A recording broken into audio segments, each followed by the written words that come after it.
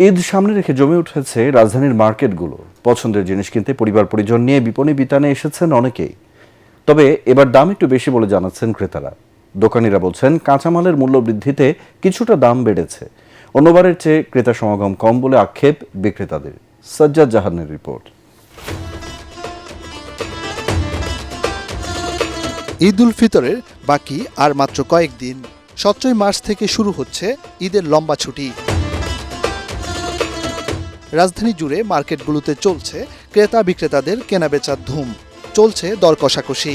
বিভিন্ন বিপণী বিতানের পাশাপাশি ফুটপাতের দোকানগুলোতে ক্রেতাদের ভিড় ছিল লক্ষণীয়।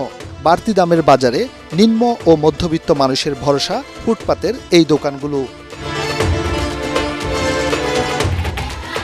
রাজধানীর চাঁদনী চকের দোকানগুলো বাহারি পোশাকের ফর্সা সাজিয়ে বসলেও গত বছরের তুলনায় দাম কিছুটা বাড়তি বলে অভিযোগ ক্রেতাদের। যেগুলো অনেক গর্জিয়াস ওইগুলো তো প্রাইস একটু বেশি, বাট যেগুলো আমি চাচ্ছি ওইগুলো আমার মনে হচ্ছে যে ঠিকই আছে।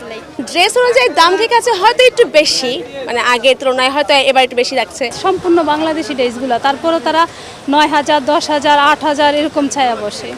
তো এরকম দেখা গেছে যারা মধ্যবিত্তের তাদের জন্য কি ওই রুচি থাকবে না? রুচিসম্মত পোশাক আমরা নিতে পারবো না? তবে বিক্রেতারা বলছেন কাঁচামালের দাম বাড়ায় এবার কিছুটা বাড়তি দর হাঁকতে হচ্ছে তাদের। সব জিনিসের দাম বাড়ছে, এটারও দাম বাড়ে, কারিগর পাওয়া যাচ্ছে না। কিছু কিছু পণ্য হতে দেখা গেছে বাইরে তো যেগুলো আসে সেগুলোর ক্ষেত্রে হতে দেখা গেছে একটু বাড়তে পারে। কাস্টমার আছে বাট কেনার কাস্টমার কম, জাস্ট ঘুরে ঘুরে দেখতে আসছে, দেখার কাস্টমার।